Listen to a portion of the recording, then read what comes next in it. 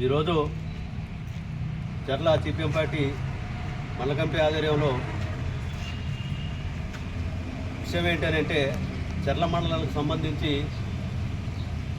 గుచ్కా లారీలు విపరీతంగా తిరగటం వల్ల, విపరీతమైన వర్షాలు రావటం వల్ల రోడ్లన్నీ గుంటలు పడి బ్రిడ్జీలు కూడా ఎక్కడే కుంగిపోయే పరిస్థితికి వచ్చింది. రవాణా అనేది ఎక్కడిదక్కడే ఆగిపోయే పరిస్థితికి వచ్చింది. అయినా కానీ అధికారులు కానీ ప్రభుత్వం కానీ ఎటువంటి జోక్యం చేసుకోవట్లేదు.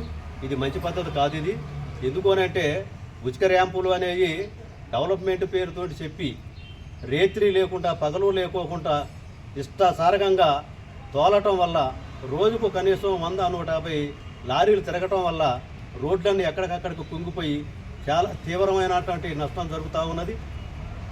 గత సంవత్సరం క్రితమే ఎదురగుట్ల దగ్గర ఉన్నటువంటి బ్రిడ్జి కుంగిపోయింది. అటు వెంకటాపురం పోవటానికి రాకపోకలు బంద్ అయ్యాయి. ఇక్కడ ఎడపాక దగ్గర ఉన్నటువంటి బ్రిడ్జి కూడా అలాగే కుంగిపోయింది.